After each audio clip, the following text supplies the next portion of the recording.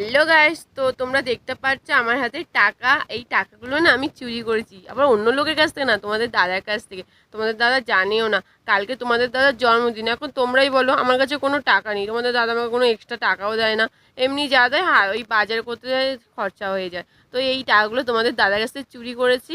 এইটা দিয়ে তোমাদের দাদার জন্য কালকের জন্মদিন যেহেতু একটু কেক টেক আনার ইচ্ছা আছে, আর এখানে 500 টাকা আছে মাত্র। কী করবো ভাবছি 500 টাকা দিয়ে। তো ভাবছি কেক আনবো না পায়েস করবো, এটাই ভাবছিলাম। তো দেখা যাক, বাজারে গিয়েই বুঝতে পারবো যে কি আনতে পারবো না আনতে পারবো। মানে যার টাকা দিয়ে তার, যার টাকা তার জন্মদিন করবো, এই অবস্থা আর কি। যার জিনিস তারটা দিয়েই জন্মদিন করছি। কিছু করার নেই, আমার কাছে যেহেতু টাকা নেই আর, তার জন্য মনটাও খারাপ। তোমাদের দাদাও আমার জন্মদিন সেলিব্রেট করে, আমি না করলে হয়? আমারও তো সারপ্রাইজ দিতে ইচ্ছা করে, তাই আমিও চুরি করে নিলাম। কিছু করার নেই, যা হবে পরে হবে। তো তারপরে দেখো কেকের দোকানে চলে গেলাম। কেকের দোকানে এসে তো আমার নীল কালার একটা কেকটা পছন্দই হয়েছিল খুব, কিন্তু কিছু করার নেই, কারণ আমার কেক দাম দেখে অবাক হয়ে গেছি। আমি ভাবলাম একটু পায়েস করবো, কারণ জন্মদিন তো পায়েসটাই মেন না আমাদের বাঙালিদের মধ্যে। তো হচ্ছে কি, এখন আমি কি করবো বুঝতে না পারে মন খারাপ করে বেরিয়ে পড়েছি। আর এখানে লোক প্রচুর গিজ গিজ করছে, তাই ভিডিও আর করিনি। ভালো লাগছে না। ভিডিওটি যদি ভালো লাগে লাইক করো, কমেন্ট করো, শেয়ার করো। আমার চ্যানেল নতুন সাবস্ক্রাইব করো। Tata, bye bye.